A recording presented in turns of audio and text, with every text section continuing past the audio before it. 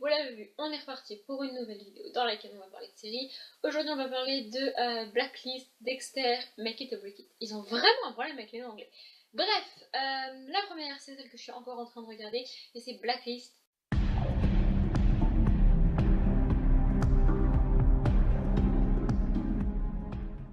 Alors, c'est très bizarre de résumer la série parce que je suis actuellement en train de regarder la saison 5 ou 6, je ne sais plus, enfin bref, la dernière saison qui est sortie, quoi, bref. Alors, au début de la série, en fait, ça va être une série un petit peu d'enquête, mais construite différemment de celle qu'on a l'habitude de voir, ce qui est pas mal, ça change un peu. En fait, l'histoire, c'est qu'on a Redmond Reddington, putain, même lui, là, je dois dire, qui est l'un des plus grands. Alors, c'est pas un meurtrier, mais c'est l'un des plus grands. L'un des mecs qui a fait le plus de mal, en gros, il est dans les magouilles tout le temps, que ce soit trafic d'argent, trafic d'êtres humains, meurtre, enfin, en fait, il tue pas lui-même, mais il commandite plein de choses et il gère plein de choses du milieu pas légal, en gros. Et la série démarre, il se rend au FBI, c'est-à-dire qu'il débarque dans le bâtiment du FBI et il dit bonjour, je viens pour me rendre, je suis monsieur machin, j'ai fait ça et ça, arrêtez-moi en gros. Et donc on l'arrête évidemment, on se dit mais il fait partie de la liste des gens qui sont très très recherchés.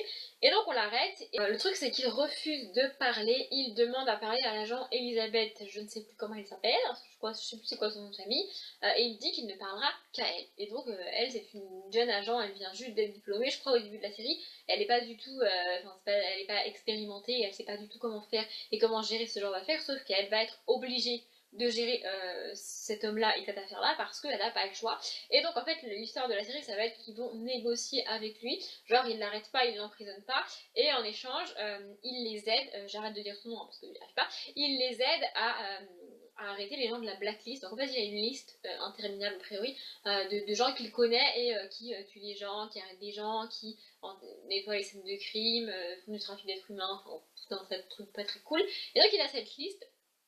Parfois il a un nom, parfois il a qu'un surnom, parfois il sait que des accidents sont en fait des meurtres et qu'il les a commis. Et du coup dans chaque épisode il les met sur une piste en fait sur un meurtrier, quelqu'un qui fait des trucs pas légaux et pas très cool. Et l'équipe va être chargée de les arrêter. C'est tous ces gens-là. En parallèle de ça, évidemment, on a un espèce de fil rouge, un truc bizarre de pourquoi il a choisi elle, pourquoi il a voulu parler qu'à elle, qu'est-ce qu'il a, est-ce qu'il la connaît, est-ce qu'il la connaît pas, enfin tout un tas de questions qui se posent autour de ça. J'aime bien la série. En fait, ce que j'aime bien, c'est que moi qui regarde beaucoup de séries, j'arrive pas à deviner ce qui se passe et j'arrive à me faire avoir et j'arrive à croire ce que les scénaristes veulent me faire croire et pas deviner la réalité. Ce qui est très cool parce que quand on regarde beaucoup de séries, c'est un peu comme quand on regarde, comme quand on lit beaucoup de livres. Au bout d'un moment, on connaît les trucs. Si tu lis beaucoup de policiers, au bout d'un moment, tu découvres la fin, tu devines et tout. Et c'est moins cool, tu te fais moins surprendre. Pour les séries, ça marche pareil. Et là, celle-ci, j'aime beaucoup parce que c'est assez compliqué et j'arrive à me faire prendre pour une conne et j'adore me faire prendre pour une conne. Du coup, j'adore cette série. La deuxième, c'est celle que j'ai abandonnée et c'est Dexter.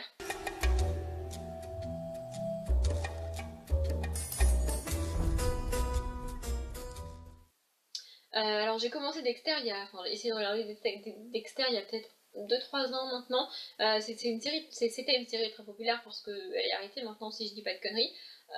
C'est l'histoire de Dexter qui est un serial killer et qui tue des gens. Voilà, qui tue des gens et sa manière de tuer des gens c'est d'aspirer tout le sang des corps et de les enterrer, je sais plus trop, enfin je sais plus trop qu'est-ce qu'il fait avec d'autres, mais voilà, en gros c'est ça qu'il fait. Et en fait, moi quand j'ai démarré la série, je me suis dit on va être du point de vue du meurtrier, on va être du point de vue du psychopathe qui fait ça, et donc on ne veut pas qu'il se fasse arrêter parce que sinon on a arrêté la série. Mais je me suis dit on va savoir pourquoi il fait ça, on va savoir comment il fait ça. Et en fait, ben non.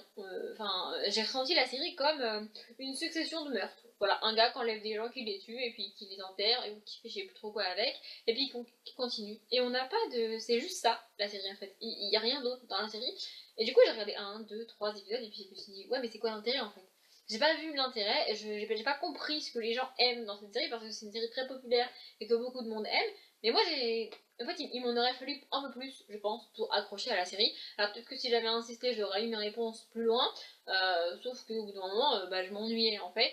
Et je regarde tellement de séries que quand je m'ennuie devant une série, je n'insiste pas, ça sert à rien. Enfin, j'ai autre chose à regarder, autre chose à faire que de passer du temps devant une série qui ne me plaît pas. Donc j'ai pas compris, je pense, l'objectif de la série et la mission de la série, enfin ce que la série a voulu faire passer. Donc j'arrête. Voilà. Et enfin, la dernière série, c'est celle que j'ai terminée et c'est Make It or Break It. Si je dis pas de conneries, ça a été traduit, enfin pseudo-traduit par Championne à tout prix en français. Donc voilà.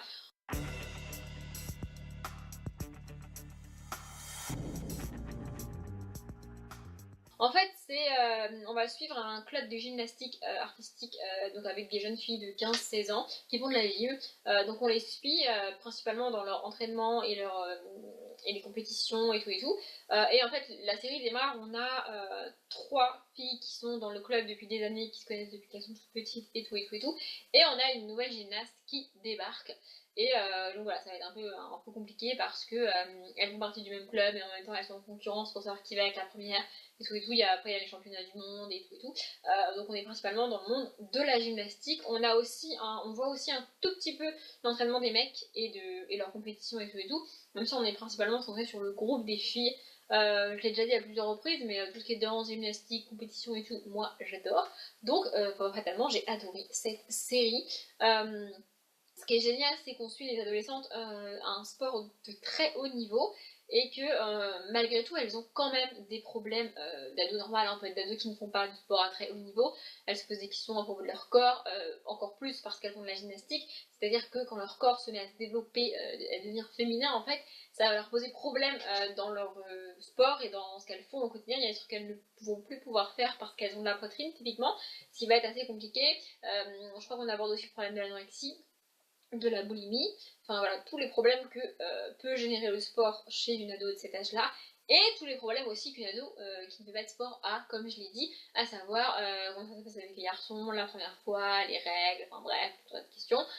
Et du coup, c'était vraiment cool parce que ce qui est génial aussi, c'est que le sport est du coup une excuse, permet d'aborder l'anorexie, la boulimie et tous les problèmes.